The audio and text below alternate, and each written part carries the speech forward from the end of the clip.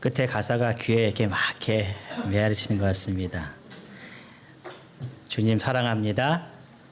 전심으로 이렇게 하는 그 마음이.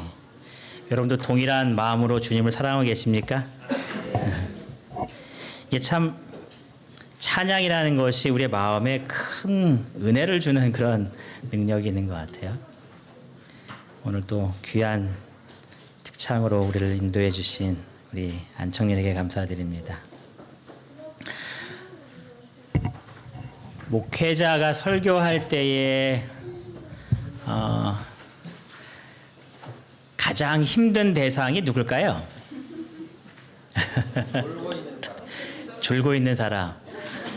뭐 그것도 뭐 하지만 별로 이렇게 뭐 힘든 대상은 아닌 것 같고 대답 안 하는 사람. 뭐 그런 것도 있겠지만 가장 1순위 힘든 사람이 누굴까요? 목회자? 맞습니다. 그렇죠? 근데 그보다 더 힘든 사람이 있습니다. 예? 그렇죠. 가족이 제일 힘들어요. 가족이 무언가 듣고서 아멘 한다는 것은 아주 정말 힘들고 힘든 일입니다. 근데 제가 왜 갑자기 이 이야기를 꺼냈냐면 지금 속으로 활동 말고 또 이렇게 말씀 묵상하는 반이 있는 거 다 아시죠? 뭐 새벽에 하는 기도 하고 이렇게 시간을 정해서 이렇게 하고 있는데 김종환 집사님 어디 앉아 있나요? 어디 있죠? 요즘 부인이 많이 더 이렇게 좀 이렇게 더 신앙적으로나 이렇게 사랑적으로 더 좋아진 것 같습니까? 어떻습니까? 요새 그 가정이. 평균적으로는 좋아졌지만 네. 부분이 있습니다. 저 뒤에 얘기 뺐어야 되는데 평균적으로 이렇게 제가 그 얘기를 왜 하냐면 요즘 저희 집사람이 아멘을 요새 제가 가르칠 때도 아멘을 해요. 그러니까 자기 남편이 성경을 가르칠 때에 아멘 하는 사람 별로 이렇게 쉽지 않거든요. 저 같아도 잘 안 할 것 같은데. 근데 저희 집사람이 그 하는 모습을 보면서 어떤 생각을 좀 했냐면 아시는데 저희 집사람이 임동 와서 작년 후반기부터 시작해서 아침마다 또 이렇게 시간을 정해서 몇몇 분들과 함께 말씀 묵상을 하고 있고 지금도 계속 하고 있습니다. 근데 그것이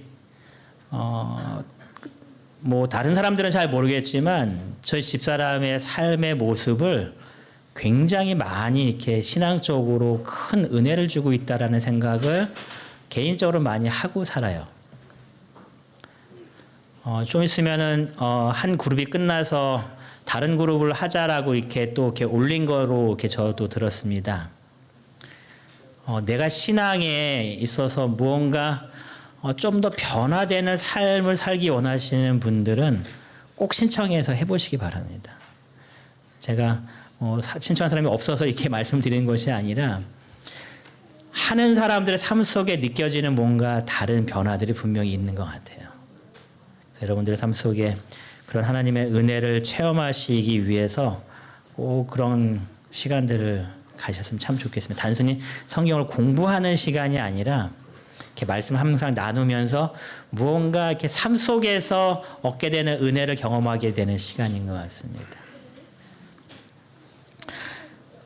여러분 마귀와 싸워서 이기는 것이 쉬울까요? 어려울까요? 어려운 것 같아요. 이번 주부터는 하나님의 전신갑주 시리즈로 해서 우리가 마귀와 싸워서 이길 수 있는 비결이 무엇인지 그 비결들을 좀 말씀을 통해 찾으려고 합니다. 오늘 첫 번째 비결은 구원의 투구라는 것입니다. 한 재미있는 그림을 좀 제가 찾게 되었는데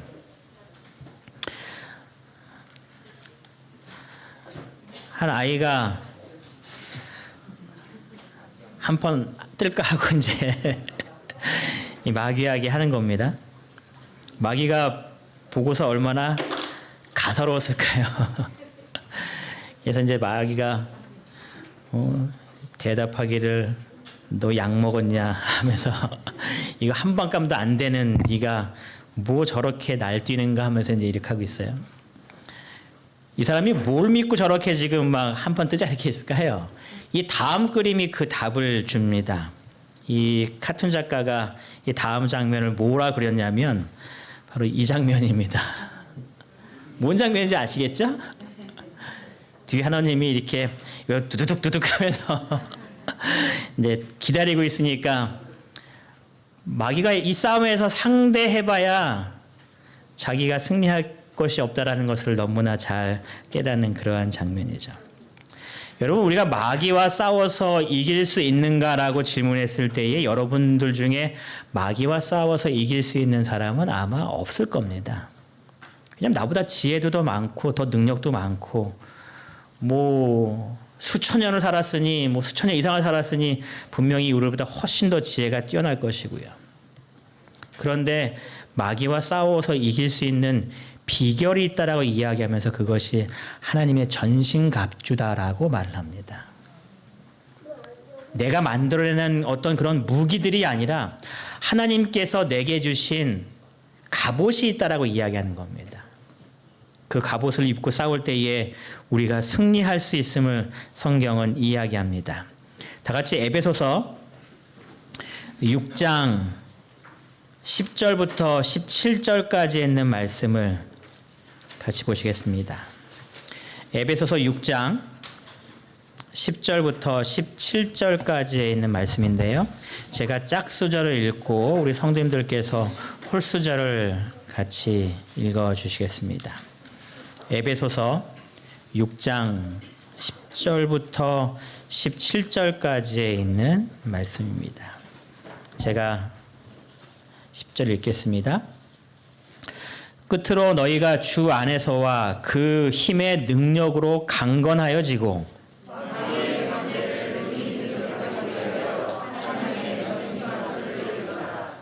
우리의 씨름은 혈과 육을 상대하는 것이 아니요 통치자들과 권세들과 이 어둠의 세상 주관자들과 하늘에 있는 악의 영들을 상대함이라.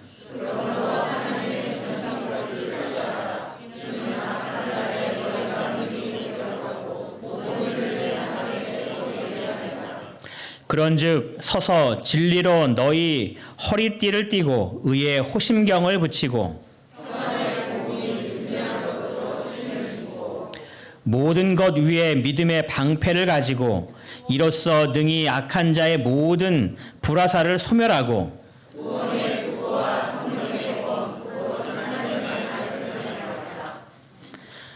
오늘 우리에게 소개한 하나님의 전신갑주입니다. 이 에베소서 6장 10절에 우리가 강해지는 비결을 이렇게 이야기했습니다. 주 안에서 그 힘의 능력으로 우리가 날마다 강건해질 수 있다라고 이야기합니다. 그러면서 이렇게 강건해지는 가운데에 마귀와 싸워서 이기려면 어떻게 해야 되는가라고 11절부터 이야기하면서 바로 하나님의 전신갑주를 입어야 한다라고 이야기합니다. 우리가 주 안에서 또 그의 힘으로 강건해지만 우리의 힘으로 그 사단과 싸워서 이기는 것이 아니라 사단과 싸워서 이기려면 반드시 하나님의 전신갑주를 입고서 사단과 대항해야 된다라고 말합니다. 그러면서 이 전신갑주를 입고 싸울 때에 우리가 이룰 수 있는 것이 바로 마귀의 간계를 능히 대적할 수 있게 된다라고 말을 합니다. 그래서 간계가 뭔지 좀 찾아봤어요. 어려운 말 같아요. 그랬더니 쉬운 말로 쓰기를 속임수 이렇게 이야기합니다. 사단이 속이는 겁니다. 또 간계라는 다른 뜻을 찾아봤더니 좀 어려운 표현으로 간사하고 교활한 꾀다라고 이렇게 이야기합니다. 교활한 존재라는 거죠. 그래서 그가 교활하게 나를 무언가 잘못된 길로 이끌기 위해서 나쁜 또 거짓말을 우리에게 하고 있다는 겁니다. 사단이 우리를 넘어뜨리기 위해서 수많은 여러 가지 미혹과 거짓말과 또 때로는 위협을 통해서 우리를 죄악 가운데 빠뜨리려고 하고 있다는 겁니다. 그때의 사단의 그런 유혹들 또 그런 여러 가지 두려운 많은 일들을 우리가 접할 때에 이길 수 있는 방법이 있는데 그것이 하나님의 전신갑주를 취하는 것이다라고 이야기합니다. 성경이 말하기를 마귀는 거짓말쟁이다라고 말을 합니다. 거짓말을 정말 잘하는 존재다라고 이야기하는 거죠. 그래서 죄가 전혀 없었던 아담과 하와도 사단의 거짓말에 속아 넘어갔다라고 성경은 이야기하는 겁니다. 우리가 마지막 때에 이런 사단의 간계를 이기기 위해서 반드시 취할 것이 있는데 그것이 하나님의 전신갑주라는 겁니다. 또 성경은 이 하나님의 전신갑주를 이야기하면서 우리가 누구와 싸우는지에 대한 그 싸움의 대상을 또 이야기합니다. 마귀의 간계를 능히 대적한다고 표현하면서 우리가 싸워야 할 대상은 바로 누구라고 이야기하는 거예요? 마귀다라고 이야기하는 겁니다. 그래서 읽었던 12절에 기록하기를 우리의 싸움은 혈과 육을 상대하는 것이 아니다 이렇게 얘기합니다. 우리가 이 땅에서 싸워야 할 존재가 있는데 그것은 혈과 육을 대상으로 싸우는 것이 아니라 우리의 싸움은 누구인가 12절에 기록하기를 악의 영들을 상대하는 것이다. 내가 싸워야 될 대상인 겁니다. 엉뚱한 대상과 싸우지 말라는 이야기입니다. 누구와 싸워야 될지 분명히 알고 그 대상과 싸워야 한다라고 이야기하는 겁니다.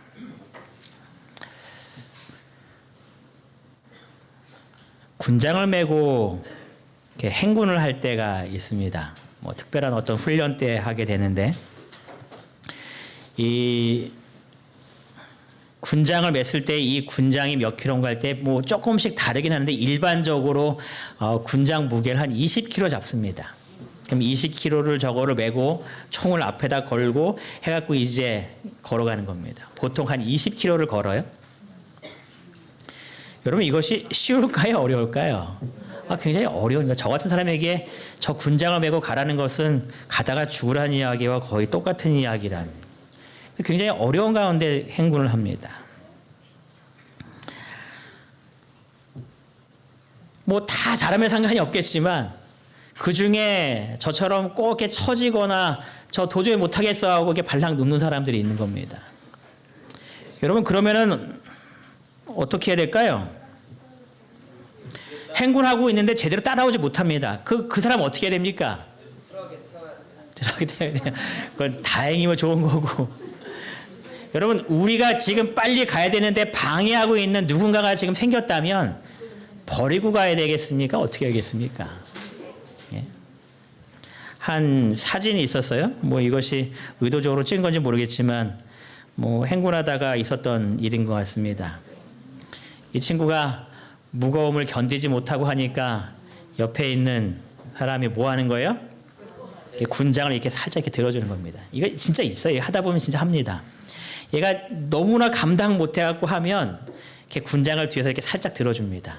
그럼 무게가 가벼우니까 어쨌든 군장 무게가 안 나가니까 이제 조금씩 이렇게 걸어가면서 이렇게 끝까지 갑니다.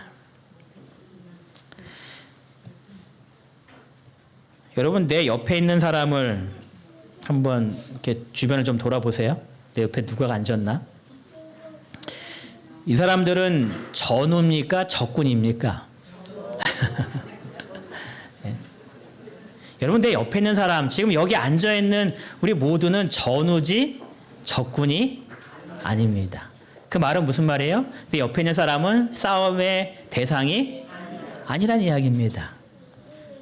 우리의 싸움의 대상은 악한 영들이라고 이야기했습니다. 그럼 전우면 이 행군할 때에 이 사람을 이렇게 해서라도 끝까지 데려가야 목적지까지 이르는 것이 이 전우의 목적이기 때문에 이렇게 하는 것처럼 때때로 우리가 하다 보면 좀 연약하고 좀 약간 부족한 사람들이 우리의 주위에 있을 수 있습니다. 그럼 그 사람들 어떻게 해야 될까요? 네, 가방을 들어줘야겠죠. 서로 도와주고. 제가 중학교에 있으면서 가장 좋아하는 학교 그 교훈이 있습니다. 서울삼 중학교 교훈이 뭔지 아십니까 혹시? 여기 서울삼 출신도 좀 있으시죠? 서울삼 중학교 교훈이 그겁니다. 서로 먼저 봉사하자. 서로 먼저 봉사하자. 그것이 학교 교훈입니다. 우리가 같은 전으로서 누군가 좀 뒤처지면 저처럼 무거운 거 매다가 저거 저 도저히 못 가겠습니다 할 때에 가방을 들어주고 서로 봉사하면서 끝까지 저 하늘까지 가게 되는 우리 이문동교회 성도들이 되시길 간절히 바랍니다. 우리 여기 있는 모든 사람들은 하늘까지 가야 할 같은 전우들입니다.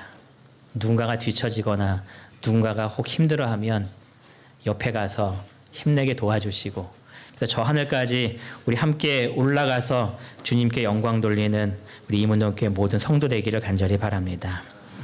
우리가 하나님의 전신갑주를 입는 두 번째 모습에 대해서 13절은 이렇게 기록합니다.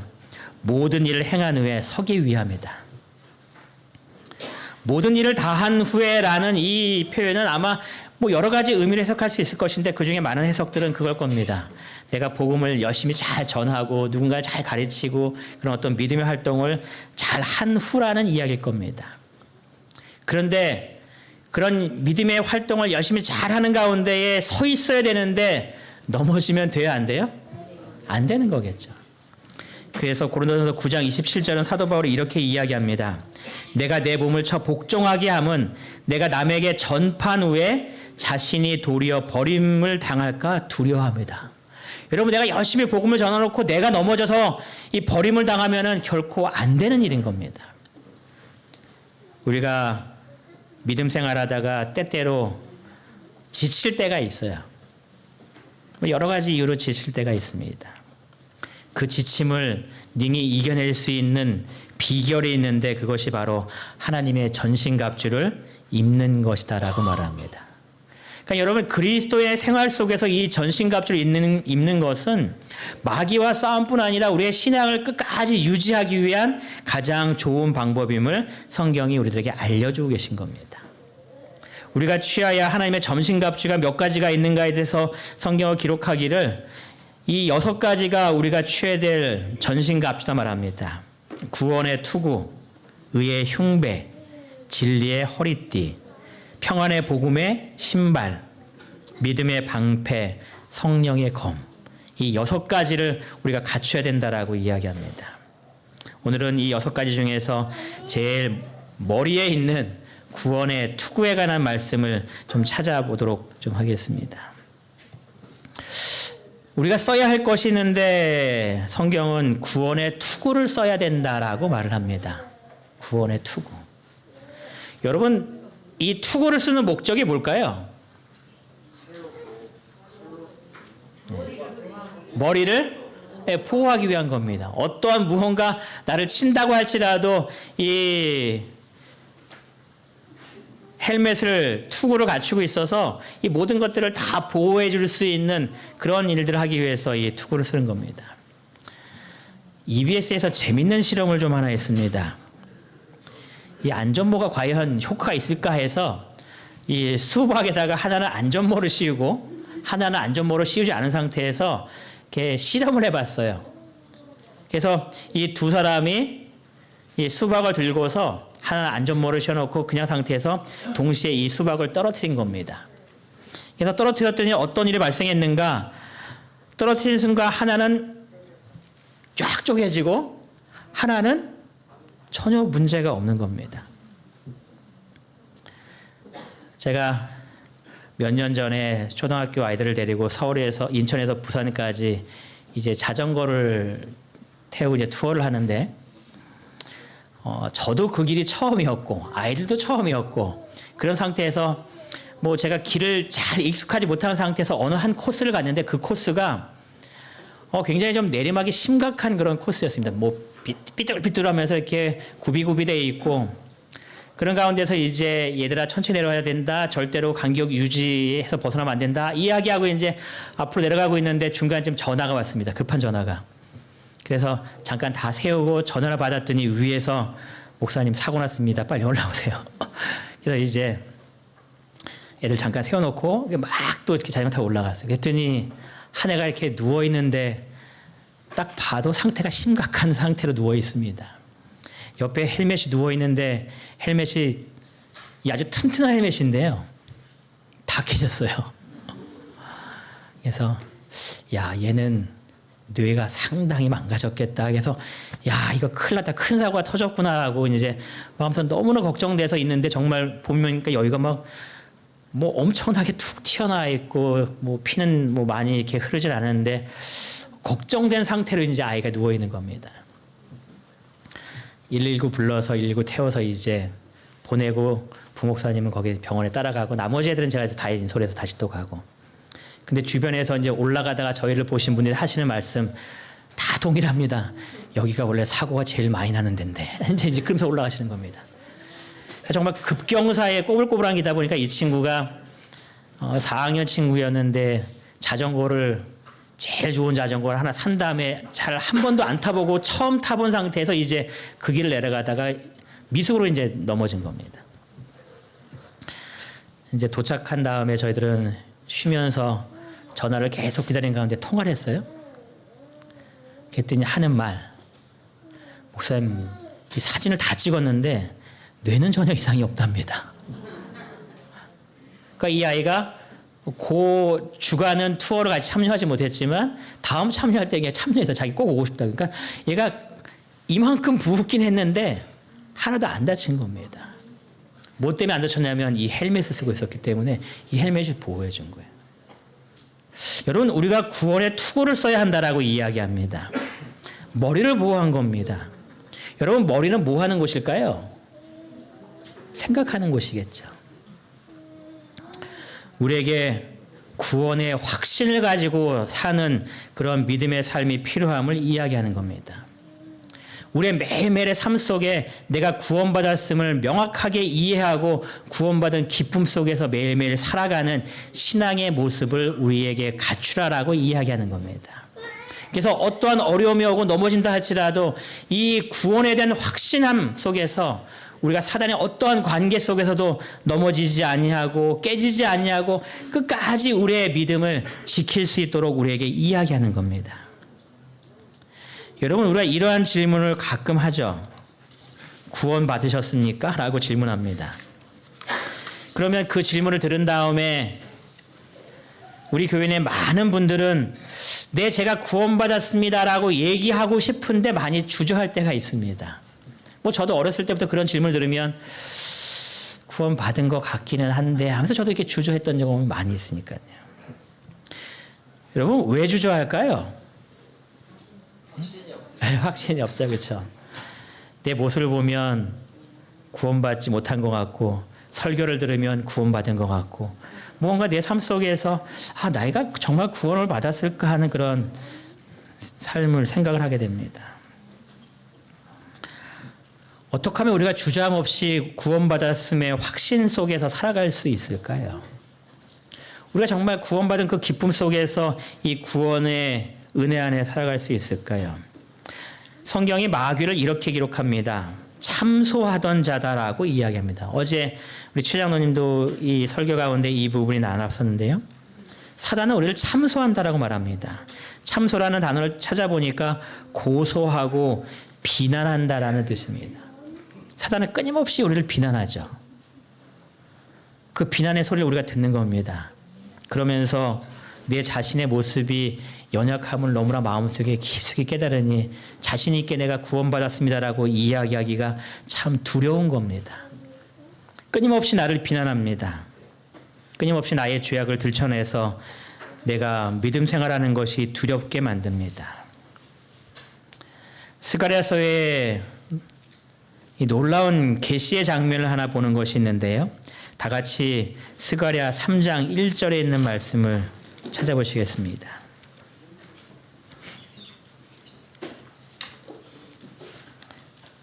스가랴 3장 1절 먼저 찾으신 분께서 읽어주시기 바랍니다.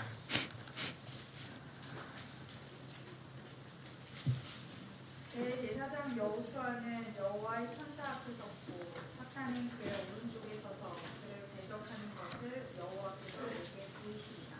예, 아주 희한한 그 계시의 장면을 봅니다.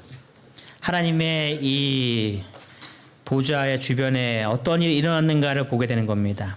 대제사장 여호수아가 여호와의 천사 앞에 서 있었다라고 말합니다. 여호와의 천사를 예수 그리스도다라고 이야기하고 있는데요. 지금 하늘에 무슨 법정 같은 거를 지금 계시를 통해서 보게 되는 겁니다. 이 대제사장 여호수아가 이 그리스도 앞에 서 있는데 사탄이 그의 오른쪽에 서서 그를 뭐 했다라고 기록해요? 대적하고 있었다라고 이야기합니다. 여호수아의 부족함을 드러내는 겁니다. 이 3절에 보면 여호수아가 더러운 옷을 입고 있었다라고 얘기하는데 끊임없이 그의 연약한 부분을 사단이 이야기하는 겁니다. 그 부분에 대해서 실물교훈 167편은 이렇게 이야기를 해요. 그는 여호와 앞에 그들의 악행과 결점을 낱낱이 고발한다. 사단이 하는 일에 대해서 기록하는 겁니다. 사단은 그들의 허물과 실패를 일일이 열거해서 그들에게 도움이 몹시 필요할 때에 그리스도께서 그들을 도와줄 수 없을 만큼 그들의 죄상이 흉악스럽게 보이도록 노력한다. 여러분 이렇게 느낄 때 있죠? 내 부족이 너무나 커서 주님께 도와달라고 감히 말하기도 어려운 그런 모습이 우리의 마음 가운데 있을 때가 있습니다. 하나님의 백성을 대표하는 여호수아는 누추한 옷을 입은 정죄받은 죄인으로 서 있다. 그의 백성의 죄를 잘 아는 여호수아는 낙담하고 있다. 사단은 그를 거의 절망에 빠뜨리기 위하여 죄에 대한 가책을 절실히 느끼도록 그의 심령을 짓눌렀다. 이것이 이 하나님의 보좌 앞에 서 있는 여호수아가 느꼈던 그 감정입니다. 사단이 끊임없이 고소하는 겁니다. 그의 죄를 낱낱이 다 이렇게 드러내는 겁니다. 내 자신이 얼마나 부족한지에 대해서 뭐 더 이상 감당할 수가 없는 겁니다. 그런데 이렇게 끝났으면 참 비참한 일일 텐데 4절에 이러한 말씀을 하나님께서 하십니다. 우리 3장 4절에 있는 말씀을 다 같이 좀 읽겠습니다. 여호와께서 시작. 여호와께서 자기 앞에 선 자들에게 명령하사 그 더러운 옷을 벗기라 하시고 또 여호수아에게 이르시되 내가 내 죄악을 제거하여 버렸으니 내게 아름다운 옷을 입히리라 하시기로. 하나님께서 말씀하십니다. 여호수아의 더러운 옷을 뭐 하래요? 벗기라라고 이야기합니다. 그리고 말씀하시기를 내가 내 죄악을 뭐 했대요? 제거하여 버렸습니다. 지금 여호수아가 무언가 열심히 무언가를 해서 그 죄악이 제거된 것이 아니라 하나님께서 내가 너의 죄악을 제거하여 버렸다라고 이야기합니다. 그 다음에 무엇을 입혀줘요? 아름다운 옷을 입혀줬다라고 이야기합니다. 우리가 어떻게 하나님 앞에 의로운 존재로 구원받게 되었는지를 지금 설명하는 이야기입니다.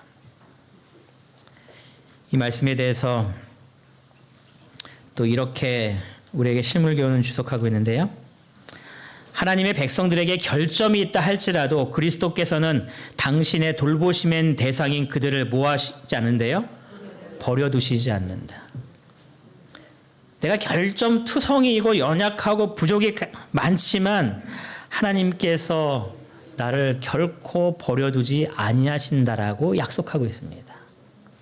세상적으로 봤을 때에 가능성이 없는 그러한 연약한 존재를 할지라도 당신의 돌보심의 대상이기 때문에 항상 관심을 가지고 끊임없이 우리 옆에 다가오셔서 무언가 회복시켜 주시는 하나님의 모습을 이야기합니다. 그리고 어떤 은혜를 우리에게 주시는가, 이 부분은 좀 같이 읽겠습니다. 그분에게는 시작. 그분에게는 그들의 옷을 갈아입힐 수 있는 능력이 있다. 그는 그들의 더러운 옷을 벗기고 회개하고 믿는 자들에게 당신의 의의 두루마기를 입히시며 하늘책에 적힌 그들의 이름 아래 용서하였다고 기록하신다. 그리고 그는 온 하늘 앞에서 그들을 당신의 것이라고 공언하신다. 이것이 하늘 법정에서 지금 이루어지는 일입니다. 더러운 옷을 벗기십니다. 그런데 누구에게 이러한 일이 일어나는가? 회개하고 믿는 자들. 뭔가 이 땅에서 뭔가 잘하는 자들에게라고 이야기하지 않고 회개하고 믿는 자들. 부족하지만 주님 저의 죄를 용서해 주시라고 회개하고 주님의 능력을 의지하여 주님을 붙드는 그런 자들에게 하나님께서 의의 두루마리를 입혀주시고 그의 이름 아래 그의 모든 죄가 용서되었다라고 기록한다는 겁니다. 그래서 내가 구원받았다는 겁니다. 하늘 법정에서 부족한 건 많았지만 주님 저 죄인입니다. 용서해 주세요. 저 도와주세요라고 기도한 그 믿음을 보시고 주님께서 나 다 용서했어. 너에게 아름다운 옷을 입혀줄게 하고 주의 의의 두루마리를 우리에게 입혀주셨다라고 이야기합니다. 여러분 우리가 구원받았음에 대해서 주저할 필요성이 있을까요?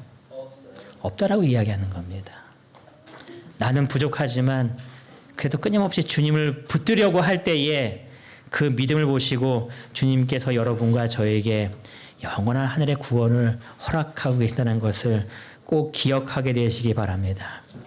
한 사람이 어떤 글을 쓰다가 이러한 질문을 좀 던졌습니다. 내가 이제 하늘 천국문 앞에 이렇게 서 있을 때에 그때 하나님께서 내가 너를 나의 천국에 들어오게 해야 할 이유가 무엇이냐라고 물으신다면 나는 뭐라고 대답할까요? 라는 것이 질문입니다. 예, 천국문 앞에 서 있는데 주님께서 물어보는 겁니다.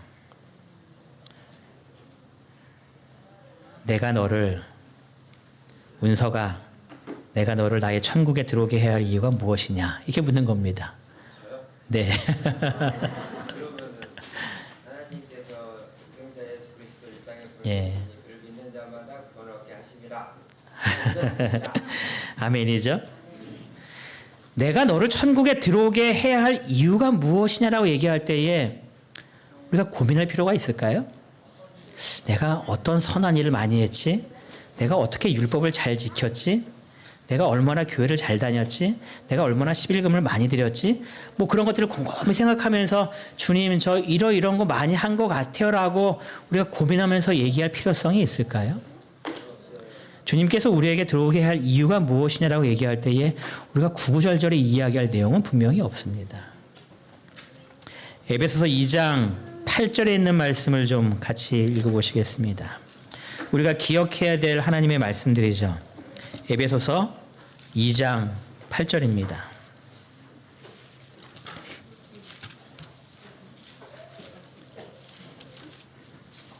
우리 말씀도 찾은 다음에 같이 한번 좀 읽겠습니다. 에베소서 2장 8절입니다. 너희는 시작. 너희는 그 은혜에 의하여 믿음으로 말미암아 구원을 받았으니 이것은 너희에게서 난 것이 아니요 하나님의 선물이라. 구원에 대해서 이야기하면서 우리에게 분명히 말씀하십니다. 너희에게 난 것이 아니다라고 이야기합니다. 내가 너를 천국에 들어오게 할 이유가 있냐라고 얘기할 때에 우리가 주님 제가 이런 거 했는데라고 이야기할 필요가 없는 겁니다. 왜냐하면 구원은 나에게서 난 것이 아니라고 이야기합니다. 구원은 뭐라고 이야기해요? 그 은혜를 인하여 우리에게 주신 하나님의 선물이다. 하나님 저 그 선물 받았으니까 여기 서 있어요라고 얘기하면 되는 거죠. 하나님의 은혜를 제 마음속에 받았습니다라고 이야기하면 될 거죠. 디도서 3장 5절도 이 구원에 대해서 이렇게 이야기합니다. 디도서 3장 5절에 있는 말씀을 또 찾아서 보시겠습니다. 디도서 3장 5절입니다.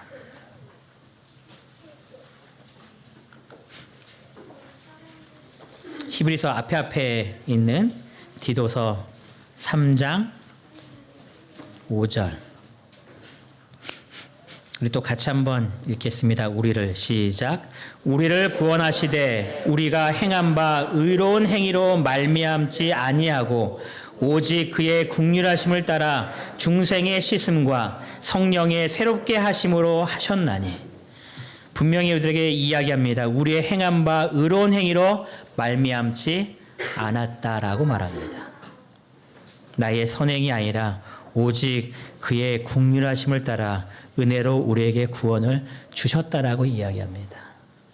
여러분 나는 부족하지만 내가 의지하고 있는 주님께서 구원을 우리에게 선물로 주셨음을 항상 기억하셔서 어떤 상황에 있다 할지라도 내가 구원받았음에 결코 주저하지 않게 되시기 바랍니다.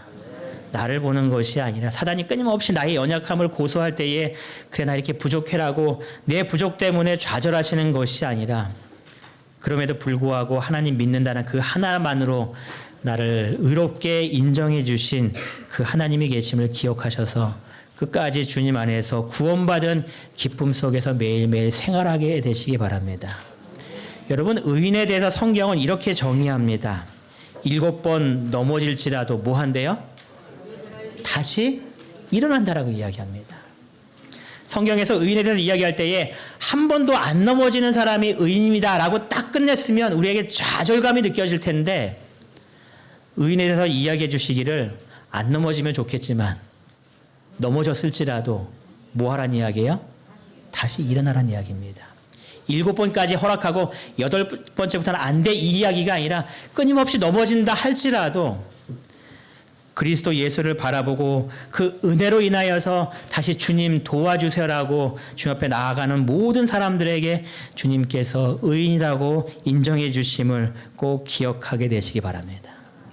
여러분이 부족하지만 하나님의 은혜가 있음을 기억하시고 나는 끊임없이 넘어질 때 많지만 그런데도 불구하고 끝까지 주님 의지할 때에 그 믿음 하나 보시고 나를 의인이라 불러주시는 그 하나님의 그 놀라운 사랑을 기억하시면서 이번 한 주간도 구원받은 하나님의 백성의 모습으로 부족하지만 나를 끊임없이 하늘의 구원으로 인도하여 주시는 하나님의 놀라운 사랑을 기억하시면서 믿음의 삶을 사시는 우리 모든 성도님 되시길 바라면서 오늘 말씀을 마치겠습니다.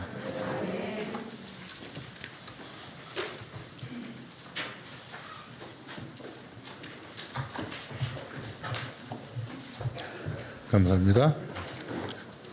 말씀 생각하시면서 196장 찬미하시겠습니다.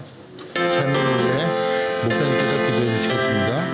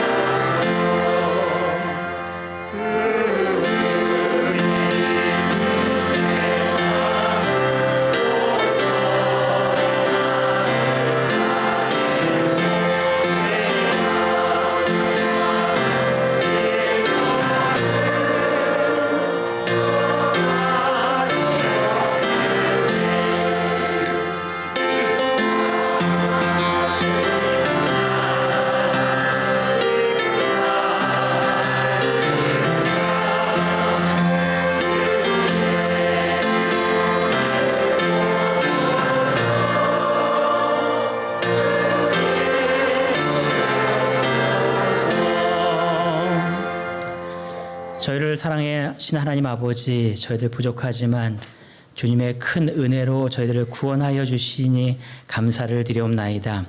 이 구원이 저희들의 의로운 행위가 아니라 전적으로 하나님의 긍휼임을 항상 기억하여 주님께서 저희들을 구원하신 그 놀라운 은혜를 저희가 절대로 주저하지 아니하고 구원받은 기쁨 속에서 주님 안에 살아가는 우리 모든 성도 될 수 있도록 인도하여 주시옵소서.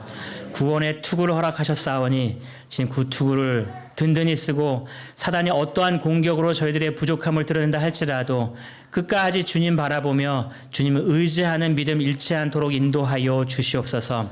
이번 한 주간도 구원받은 자의 모습으로 살아가고자 주님께 기도하오니 주님 저희들에게 능력을 주시고 믿음을 허락하여 주시어서 구원받은 자의 삶으로 주님께 영광 돌리는 한 주 되도록 축복하여 주시기를 저희를 사랑하시는 예수님의 이름으로 기도드리옵나이다. 아멘.